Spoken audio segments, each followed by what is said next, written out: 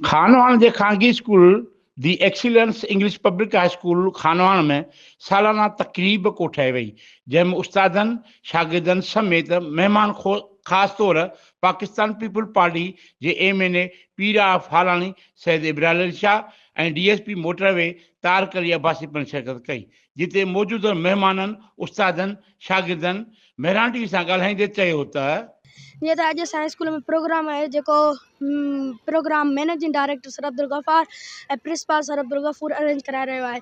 हिन प्रोग्राम में उन्हनि ॿारनि खे अवार्ड मिलिया आहिनि जिन सॼो साल महिनत कई, दिलि सां महिनत कई आहे। अॼु ही जेको प्रोग्राम थियो आहे मैनेजिंग डायरेक्टर अब्दुल गफ़ार ऐं प्रिंसिपल अब्दुल गफ़ूर ऐं एक्सीलेंस जी पूरी टीम जी महिनत जो नतीजो आहे। हिन प्रोग्राम करण जो मक़सदु इहो आहे त शागिर्दनि जो टैलेंट ऐं सलाहियतूं सभिनी ॼाण साम्हूं आणण जो हिकु बहितरीनु मौक़ो मिलियो आहे। ही प्रोग्राम हर साल मल्हायो वेंदो आहे। हिन प्रोग्राम में टेबलोज़ स्पीच कया वेंदा आहिनि ऐं हिन प्रोग्राम में रिज़ल्ट अनाउंस थींदा आहिनि। मुबारकबाद पेश कयां थो जंहिं सभई सेगमेंट्स तरतीबवार हली रहिया आहिनि।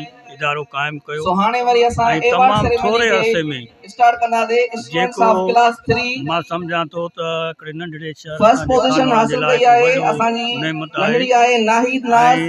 मां साईं जन जो शुक्रगुज़ार मीज़ान रसूल ऐं नूर बख्तावर उस्तादनि ओए अची करे शागिर्दनि खे इनाम वठनि कंदा आहिनि। तमामु हिकु बहितरीनु